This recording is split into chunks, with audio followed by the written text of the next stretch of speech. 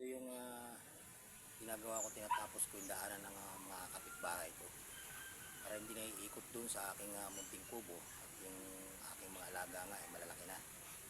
Ginagawa ko ngayon dahil panggabi ako ngayon kailangan matapos to. Ito yung inuhukay ko para poste to, lalagyan ko ng poste, gabayan ko na, pinormahan ko na para mamaya maikasa na yung hawakan mismo. Lalagyan ko ng hawakan mismo ganyan siya, alam ganyan para may hawakan yung mga bata. Ganyan yung hawakan naman. Sige na dyan, tapusin natin to para maikabit tong poste nung hawakan. Dalawa lang naman to ikakabit natin para maganda yung daanan nila. Yung lalagyan ko rin sa dulo para may hawakan na ganun diretso.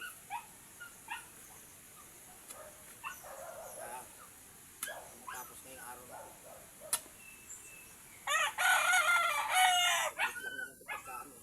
Kaya dyan,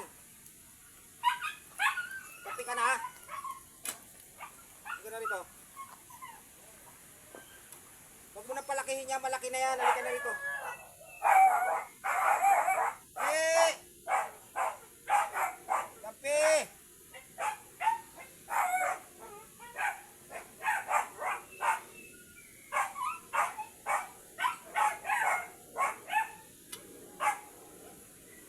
Ilalagay para yung poste mailagay rito yung patungan ng hawakan.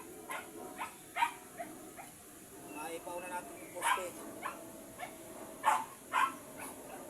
Okay, yung poste rito para may hawakan silang ganun. May hirapan. Para may kasa natin ito ngayon. Pero mga hapon, masimento na lang simentohin natin yung daanan para di maputik.